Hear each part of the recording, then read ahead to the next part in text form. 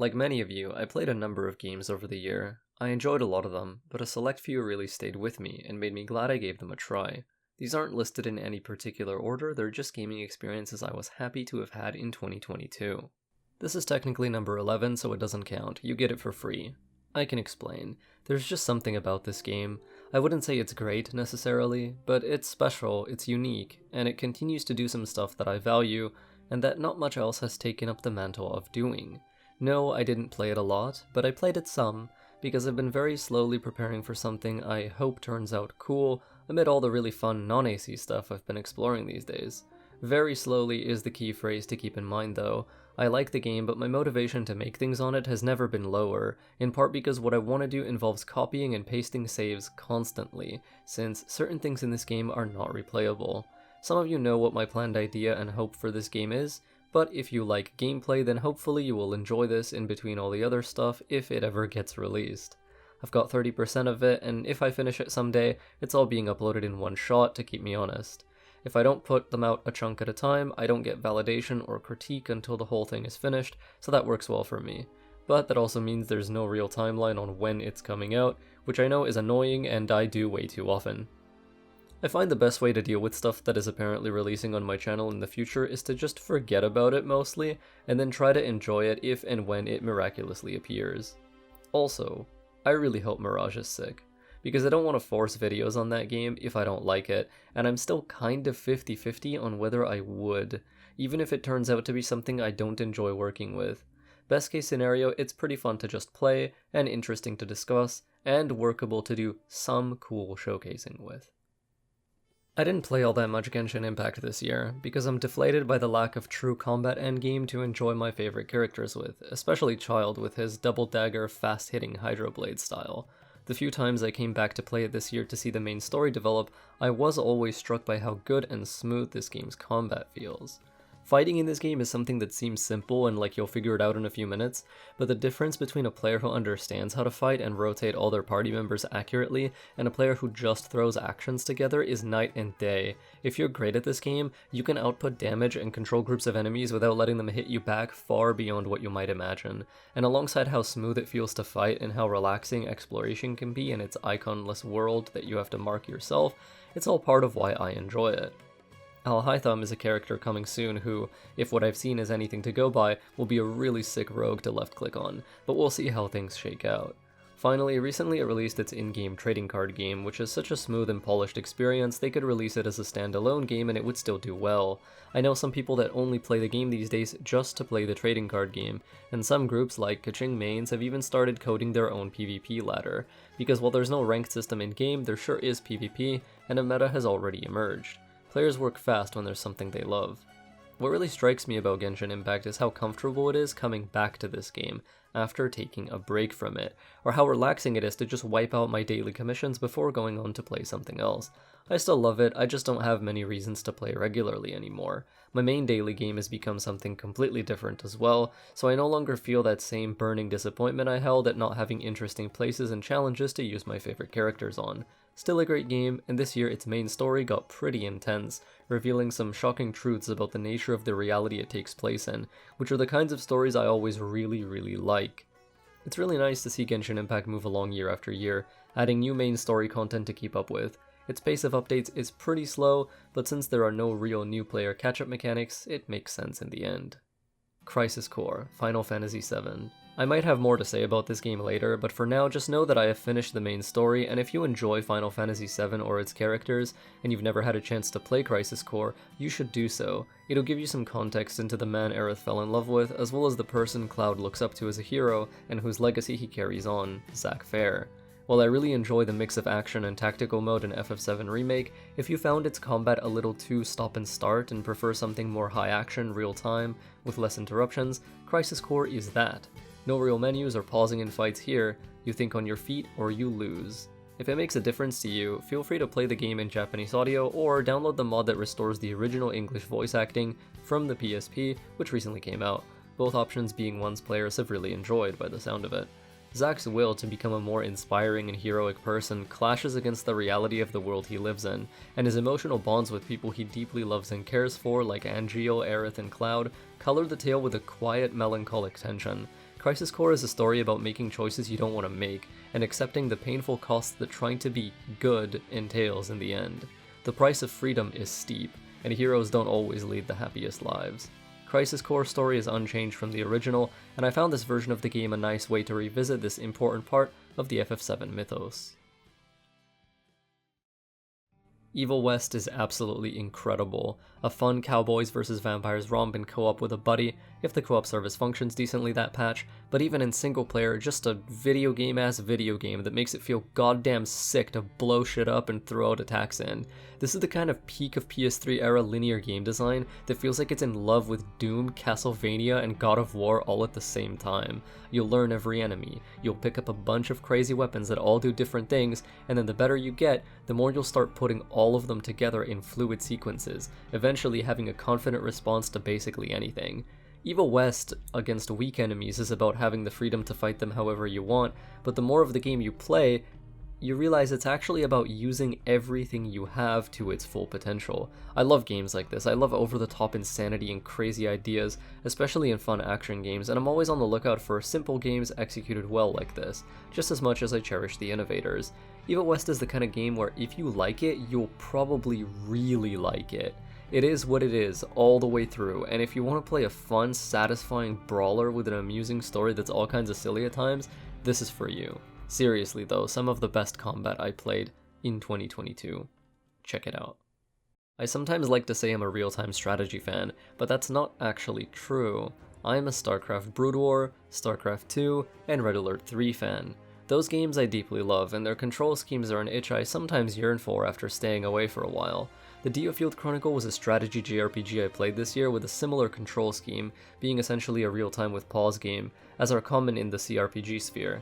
It has a very cool art style, genuinely decent English voice acting, and gameplay I found satisfying and tactical, if a little easy once you learned every system. The main player character and de facto leader of the party is Andreas, who fights with a dagger and secret assassination techniques that no other character or unit in the game gets except for him. I had to play it, and I had a pretty good time. The story is a little thin, and the ending seems, if not abrupt, then like there was more story to tell, so I'm hoping a sequel is something we do see one day.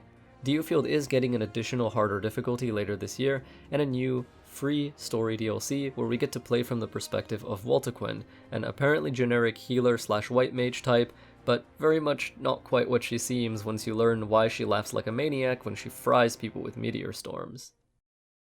Dying Light 2 gave me something I didn't realize I was hungering for such a long time, an incredibly cool, freeform movement system that let me get to places I wasn't supposed to if I used everything I had properly, attached to a character and archetype I could really resonate with, and ways that I can play with stealth, bows, and throwing knives while riding the line between being altruistic or a selfish survivor in an only recently hopeful post-apocalypse, even if most of that role-playing was in my head. I even enjoyed fighting quite a bit because of the way mobility plays into setting up enemies for stuns and crowd control. I know this game wasn't everyone's favorite, but for me it was almost perfect. Aiden's story and the tale of the legendary Night Runners in Villador, once heroes, now gone, with only dim embers of a return ever glowing, really hit me. The way movement, disposable resources, and combat flow together in this game, especially for a player like me who hard-focused my throwing knives, even to the expense of my healing, this game gave me one of the coolest rogues I've played as in a while. Zombie rogue too, in a very different way than Kyle Crane felt, because of course while you are infected in this game too, the shape of it is quite different. Finally, I have to mention the music. Dying Light 2's soundtrack is one of the most affecting I've heard in a while, with the main theme being emblematic of the game and the emotional beats of Aiden's journey, desolation and loneliness, hope at finding Villador, the mysteries of the past, rising strength. The detuned synths underneath it all give the track a diseased kind of feeling, never truly fading away, the sickness always there, always with you, but the finale is personal triumph, rising above the illness. What a game. What a soundtrack.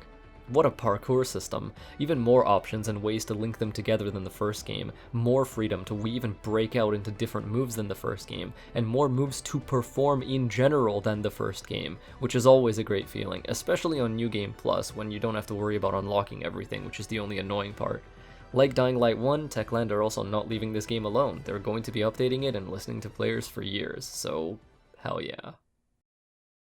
Speaking of great soundtracks, I think the main theme for Elden Ring brought me to tears at least once this year, purely because of its emotional gravitas. Sometimes a piece of music interacts with you in exactly the right way to make you picture the very thing that makes your soul tremble. Elden Ring is so massive, and I adore its world so much that I still haven't fully finished or explored it.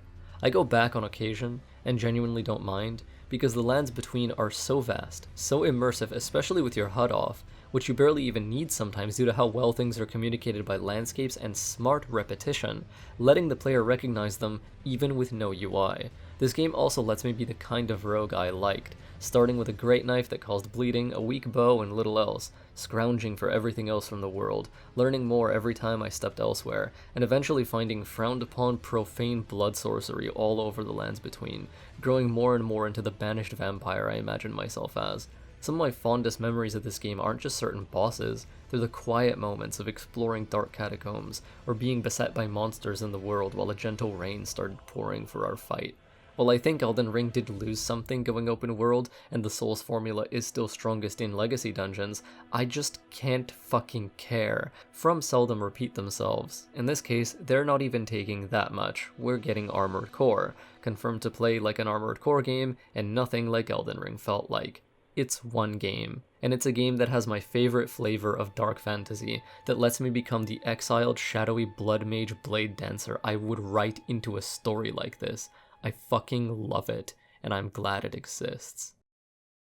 Neon White is one of the most LeoKRogue games ever made. Horny assassin with zero self-esteem dragged into heaven and spends entire time searching for contraband to make his former crew like him again. Music by Machine Girl. Game of the century, basically. When Ben Esposito said Neon White will be a game for freaks, he meant that shit, because everyone who doesn't get it thinks the dialogue kind of sucks. Meanwhile, all of my closest friends and I revel in it, and it doesn't need anyone's permission to be the exact kind of mid-2000s gaming and anime brain rot that causes the weak of will to shudder. If you've been in those trenches yourself, then you know. But even if you can't get around to that, the gameplay alone is universally beloved online for a reason. First of all, the premise is sick. You're an assassin with other assassins in heaven, and if you fail to kill demons, your explosive masks will detonate, giving you final death. If you succeed in your tasks, however, one of you gets to stay in heaven, and this leads to a game that is a true blend of movement and combat the likes of which you've never played before. Not even Ghost Runner quite did this. Demons die quickly, but so do you, but the guns you pick up and discard as cards around each level are also your movement techs. Do you attack, or do you double jump? Do you kill another demon or use that card to dash a huge distance forward? The game teaches you the most fun way to play, and soon you're doing it yourself. The controls are super responsive and fluid and always felt just right. The music by Machine Girl is so good I listen to it on its own outside of the game, and the vibe of heaven is somehow both upbeat and energetic, but tranquil at the same time, providing the perfect setting to get faster and faster and style on some demons while listening to the most chill and amped electronic music. I love it.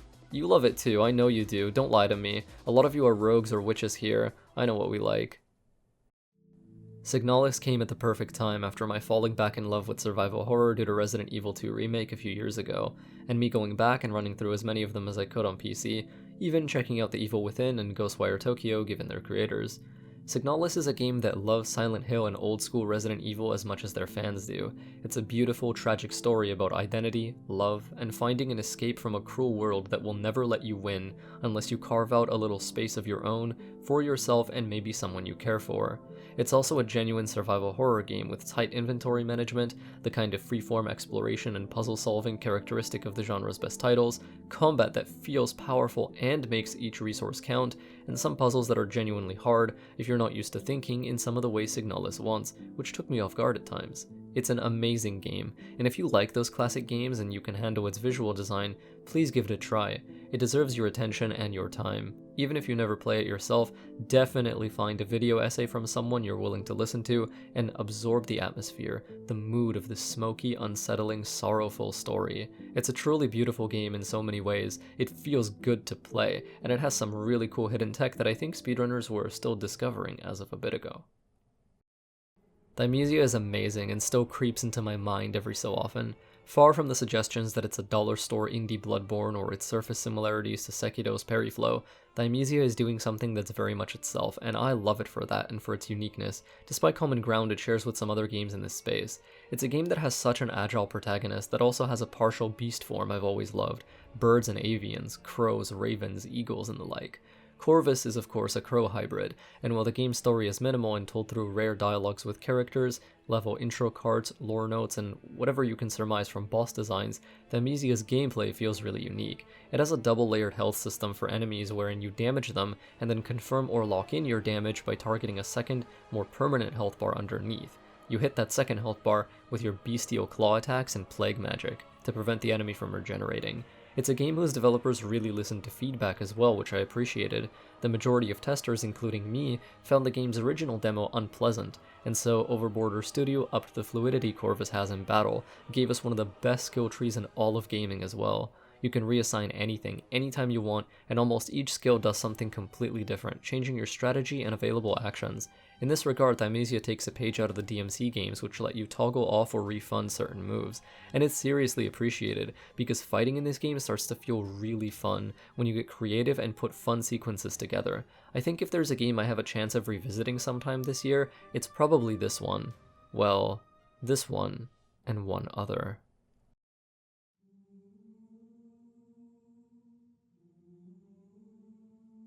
Destiny 2 is a game I was told not to play by the people I know who love it the most.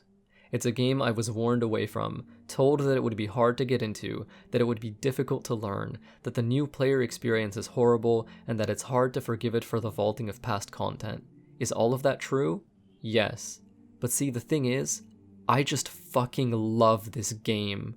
I love how good it feels to fight in it, using both physical weapons and paracausal abilities. I love how interesting and engaging it was to be dropped into a live, evolving storyline and having to literally ask prior storytellers, archivists, guardians who've lived through certain events that I haven't, what it was like back then. It's an experience I've never had or needed to have in any other game, and it felt like becoming part of a real living universe. What's more, with the Hunter class being my chosen character type, it felt like becoming part of that universe while being able to express my absolute truest self in gameplay.